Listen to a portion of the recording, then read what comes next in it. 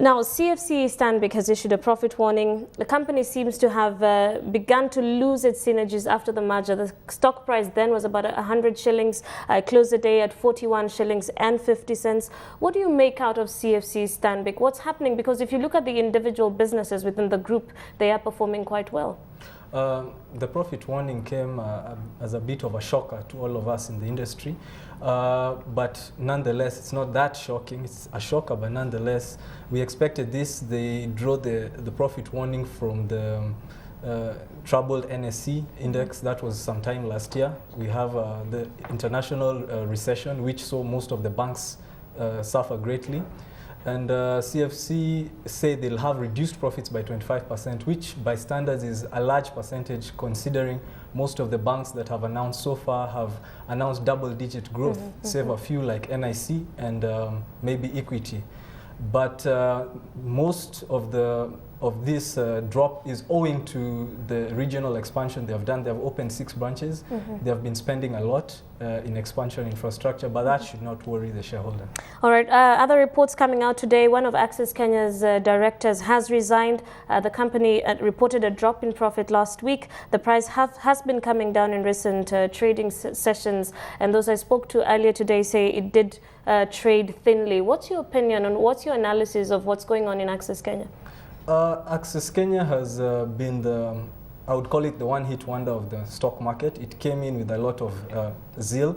At the beginning, we saw it grow in 2007 from 17 shillings up to a cap of 40. That was 6 months later. The reduce in profits, we must remember, is a profit nonetheless. The company has struggled. They say most of this is because of spending twice as much, 1 billion shillings up from the half a million.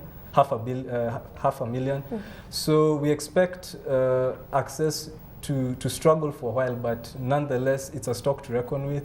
The company is also facing stiff competition from Swift Global, UUNet and others like Kenya Data Networks, which offer the lease lines. So I think it's about time they think of that. The resignation not so much affects the company as such. All right, let's turn our attention to the central bank. It has been making some strategic moves, cut the CBR rate by 25 basis points, and the government now also plans to borrow an additional 15 billion shillings from the domestic market. Central bank says this will hardly affect the interest rates. Do you agree with that opinion? Well, I do agree to begin with. It will hardly affect, but what we must remember is the country is at a point whereby access to loans, access to credit is suffering greatly because of the high rates the central banks are having. I mean the commercial banks. Yeah. So the central banks' bid to lower the rates is kind of to tantalize the commercial banks. But in the past we have seen these banks not following suit. So it's really a 50-50.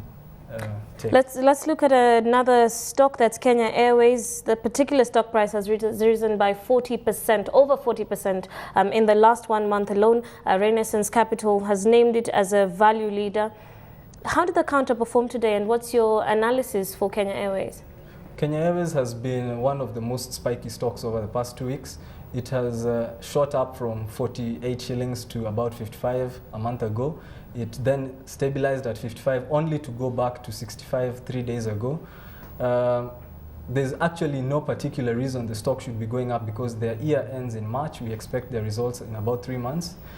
But I would have to say that IATA has projected 4% increase in the charter flights worldwide. I think this has affected them positively. So foreign investors are looking at Kenya Airways as a stock for the future.